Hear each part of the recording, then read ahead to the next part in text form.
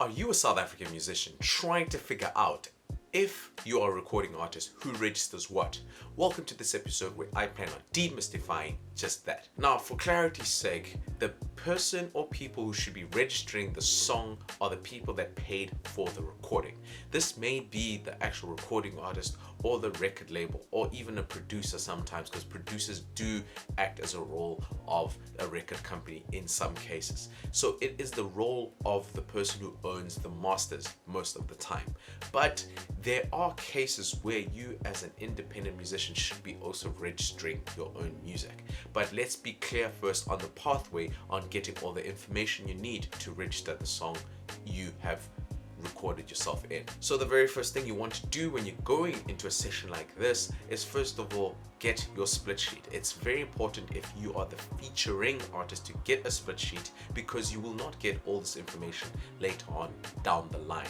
You can find a split sheet on the SAMRO website. The website might change in the near future, so I'll leave finding that up to you. But a split sheet is basically a form that shows you who gets what percentage of the song in terms of the copyright on the sound recording side. Most of the time, the needle time side, which is also called as a sound recording side, or the master side, it's very similar, but you have to clarify that with the people that are recording. It gets a little gray when you have received money for your session, because there are cases where you may have been used as someone who's taking a session fee, and therefore you negate any monies that you may receive on the master side or the composition side. So make sure you have that split sheet, else you'll have problems in the future.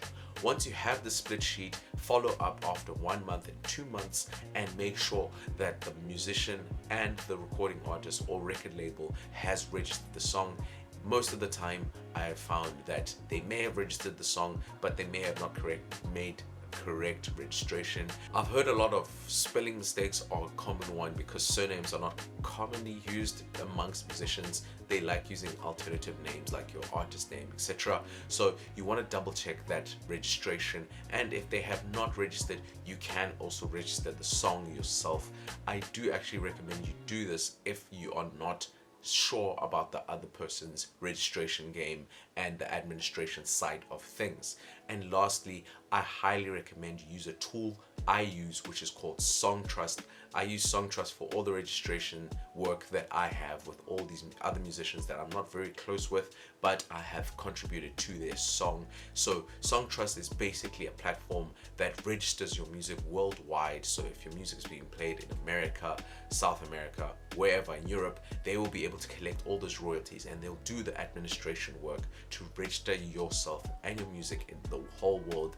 And if there is a legal battle that does end up happening, they will be the person or the entity that represents you with the artist, basically acting as some kind of a lawyer, and they will sort out all the administration problems that you may have if the musician did not register the song correctly, and they'll hash it out on your behalf.